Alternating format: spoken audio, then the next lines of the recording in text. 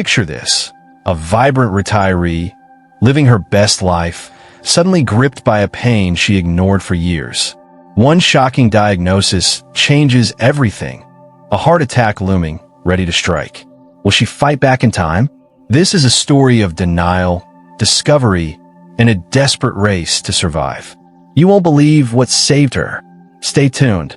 This could save your life or someone you love. Part 1. The Spark of Denial. Eleanor Grayson was a force of nature. At 67, she was the heartbeat of her Seattle neighborhood. A silver-haired dynamo who organized book clubs, tended a thriving garden, and led her friends on hikes along the misty trails of Puget Sound. Her laughter was infectious, her energy boundless. To everyone, Eleanor was the epitome of vitality. She'd point to her mother, who lived in 92 without a single hospital stay, and declare, "Good genes run in this family." But beneath her vibrant exterior, something was stirring, a faint, nagging signal she couldn't quite ignore. It began subtly, a tightness in her chest during her morning walks, a flutter that made her pause, one hand resting on a lamppost as she caught her breath. She dismissed it as age, maybe a touch of indigestion from the spicy chili she loved. "I'm fine," she'd mutter, brushing off the thought like crumbs from her sweater. Heart trouble? That was for other people. Couch potatoes, chain smokers, not her. The tightness grew more insistent, creeping into quiet moments. One crisp October morning, as she climbed a gentle hill near her home, the sensation hit harder, a squeezing pressure like a fist clenching her ribcage. She stopped, leaning against a tree, her breath shallow and uneven. For the first time, a flicker of fear pierced her confidence. Was this more than getting older? She shook her head, embarrassed at her own dramatics. "Don't be ridiculous, Eleanor," she scolded herself, forcing a smile as a neighbor jogged by. She didn't mention it to anyone. Not her daughter, Lisa, who lived in Toronto, nor her hiking buddies. Admitting weakness felt like betraying the woman she'd always been. Unstoppable, independent, unbreakable. Besides, she had a reputation to uphold. Eleanor was the one who brought homemade scones to meetings, who never canceled plans, who powered through life with a grin. A little chest pain wasn't going to change that. Eleanor's denial wasn't unusual. Across the US and Canada, millions dismiss early warning signs of heart trouble, chest discomfort, shortness of breath, fatigue, as mere annoyances. For those over 65, the stakes are brutal. Heart attack risk doubles, a fact Eleanor didn't know as she sipped her morning coffee, oblivious to her heart's desperate signals. She prided herself on avoiding fast food and staying active, but her diet wasn't flawless. Decades of buttery pastries, creamy sauces, and late-night ice cream binges had left their mark. Her cholesterol, unchecked for years, was silently climbing. And stress? She'd scoff at the idea. Retirement was supposed to be carefree, but the quiet of an empty house, the worry over her grandchildren's futures, and a lingering grief for her late husband, Tom, weighed heavier than she admitted. She filled her days with activity to outrun those feelings, but the heart keeps score. One evening, while hosting her book club, the tightness returned with a vengeance. As she poured wine and debated Jane Austen's heroines, a sharp pain shot through her chest, stealing her breath. She gripped the table, her face paling. Her friend Margaret noticed, her brow furrowing. "Eleanor, you okay?" she asked. Eleanor forced a laugh, blaming the spicy dip. "Just need some water," she said, retreating to the kitchen. Alone, she leaned against the counter, her heart racing. The pain eased, but the fear lingered, cold and sharp. For the first time, she wondered if something was seriously wrong. Yet, she didn't call her doctor. "It'll pass," she told herself, clinging to denial like a lifeline. She didn't want to be that person, the one always at the clinic, fussing over every ache. She had a trip planned to visit Lisa in a few weeks. She'd deal with it later. Later is a dangerous gamble with the heart. Eleanor's symptoms were textbook angina, her heart starving for oxygen, choked by narrowing arteries. Each ignored episode was a step toward catastrophe. That night, as she lay in bed, The tightness returned, milder but persistent. She stared at the ceiling, her mind racing. Should she tell someone? Call 911? The thought felt absurd. She wasn't collapsing, wasn't clutching her chest like in a Hollywood movie. Instead, she made a mental note to book a checkup after her trip. Just to be safe, she thought, drifting into an uneasy sleep. But the clock was ticking, and her heart wasn't waiting for her schedule. The next week, the episodes grew more frequent. A brisk walk left her dizzy. Carrying groceries made her chest ache. She started avoiding steep paths, telling herself it was just temporary. But the fear was harder to shake. At a coffee shop with her friend Susan, she let slip about the weird pressure she'd been feeling. Susan's eyes widened. "Eleanor, you need to see a doctor now," she urged. Eleanor waved her off, but Susan's words stuck. That night, she Googled her symptoms, her stomach sinking as heart disease popped up again and again. Still, she hesitated. The idea of a serious illness felt like a betrayal of her identity. She was Eleanor Grayson, the woman who climbed mountains at 60, who danced at her daughter's wedding.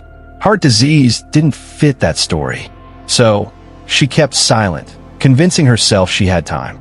But time was the one thing her heart wasn't offering. Part 2. The Shattering Truth. 2 weeks later, Eleanor boarded a plane to Toronto, her chest still nagging her with twinges.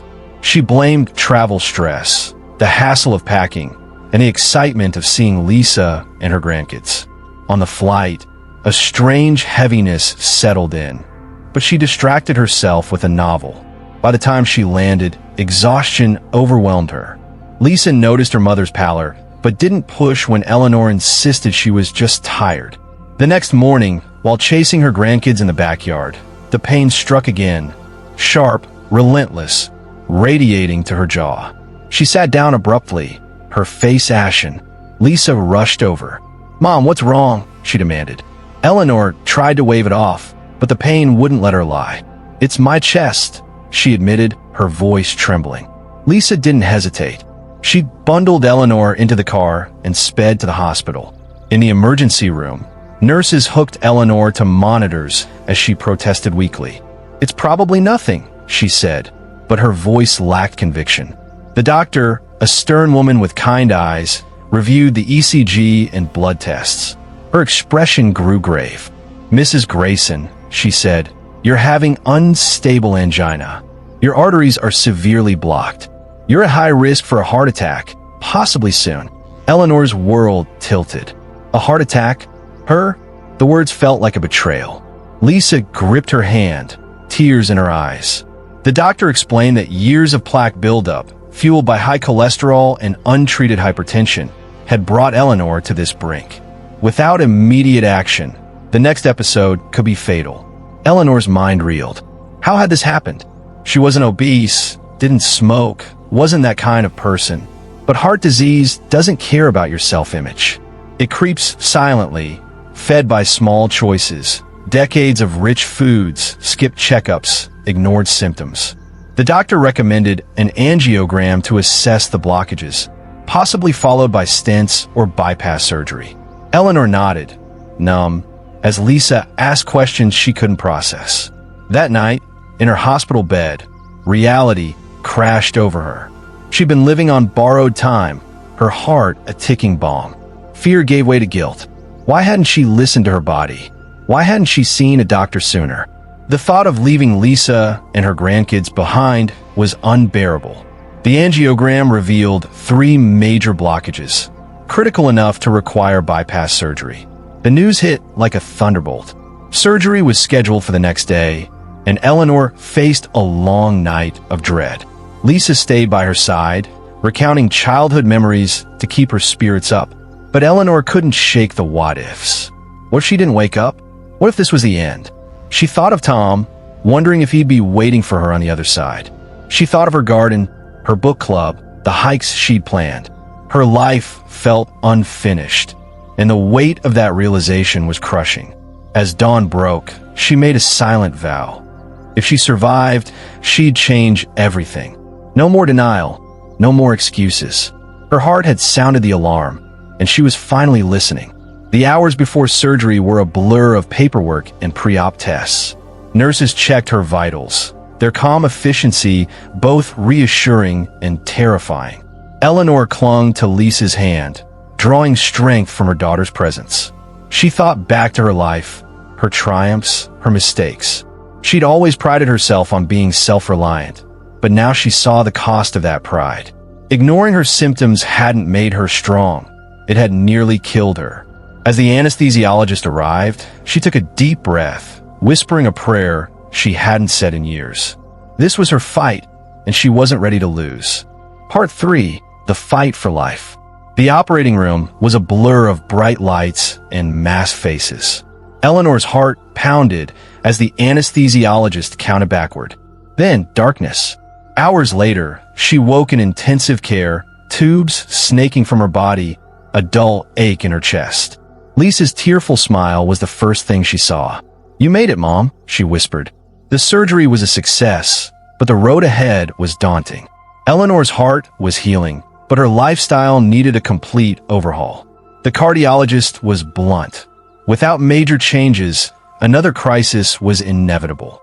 High cholesterol, poor diet, and unchecked stress had nearly killed her. Now, it was up to her to rewrite her future. Recovery was grueling. Simple tasks like walking to the bathroom left her breathless. Pain lingered, a constant reminder of how close she'd come to disaster. But Eleanor was determined. She moved in with Lisa temporarily, leaning on her family for support. A nutritionist overhauled her diet. No more creamy desserts or salty snacks. She learned to love heart-healthy foods. Salmon, quinoa, kale smoothies. The transition wasn't easy. She missed her old comforts, the indulgent meals that had defined her social life. But every bite was a choice to live.